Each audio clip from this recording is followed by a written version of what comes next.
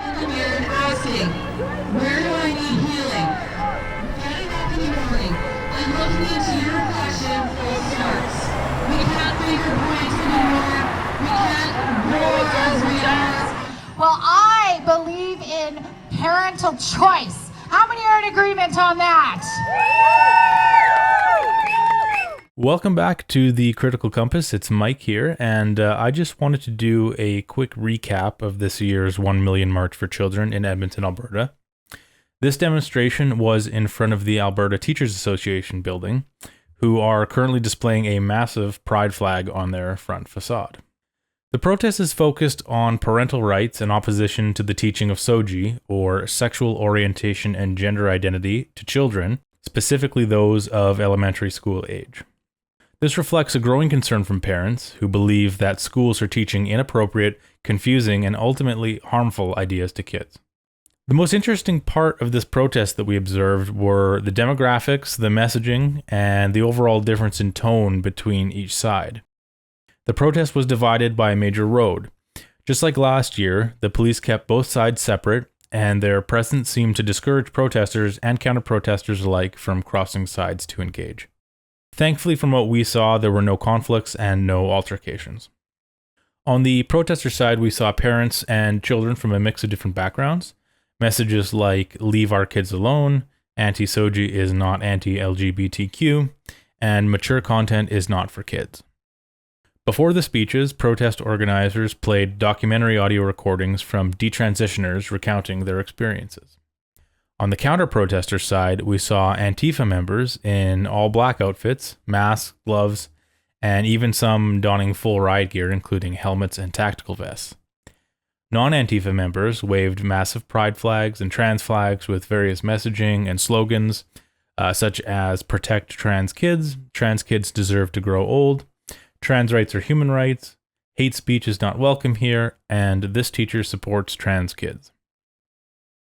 From the start, the counter-protesters continuously played loud dance music and traditionally LGBT-themed songs, seemingly to try and drown out the protesters' audio recordings.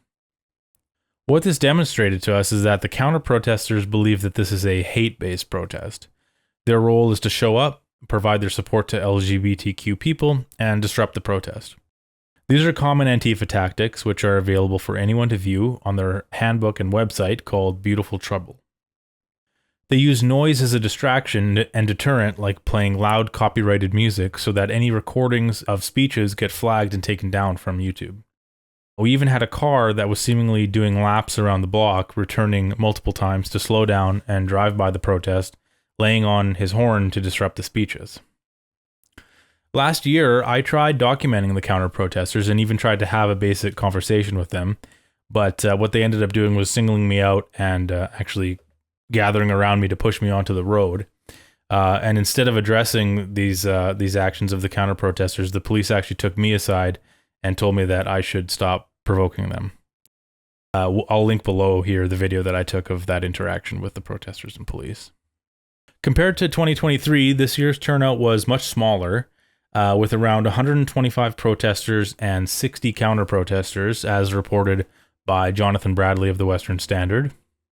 James and I had looked for details about this event in the days leading up to it, and even with precise search terms, it was difficult to find any information through the traditional channels.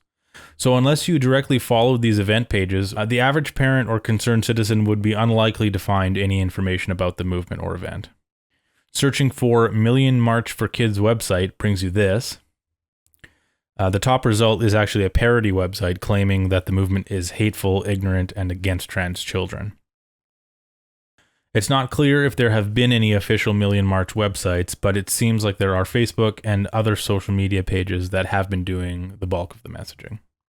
This year, the march seems to have been organized through a website called handsoffourkids.ca. There was also a CBC Edmonton video about the event, which was fair to both sides of the protest. Media outlets interviewed Jason Schilling, who is the Alberta Teachers Association president. I think a simple conversation with principals, with teachers, with school districts about resources and curriculum and what is being taught really needs to be held so that we don't have folks walking around with misinformation about what's happening in our schools today. I found the wording very interesting as it implies that misinformation is the reason that parents have concerns. After watching this, I have a few questions. Is it appropriate for teachers and administrators to wear pride symbols? Should public buildings and classrooms display pride flags? Do these symbols serve individuals, or does it serve an underlying ideology? For more information on what is happening inside of schools, it is best to look at the people who have been collecting samples of curriculums and guidelines for teachers. One example is the weekly Canadian Culture Wars report with Shannon Boschy and Melanie Bennett. Another great follow is Pfahl, who is a former teacher dedicated to exposing wokeism in schools. She posts great examples on X as well as on her Substack. Even though this year's protest was relatively small, it still shows the significant divide between LGBTQ activists and the parents who are concerned about their children. It shows how parents are frustrated when the government, teachers, and media seem to be pushing very similar messaging. To even have a proper discussion about this, there are a few questions that need to be asked. For example, what is a trans child? What is gender and what is personality? What is age-appropriate sexual education? And what are the fundamental rights of parents and children? You can see us unpack these ideas in this video link below. Thank you so much for watching, and be sure to subscribe for more videos. We're on X, Rumble, YouTube, and Spotify as well. Thanks again, and we will see you in the next one.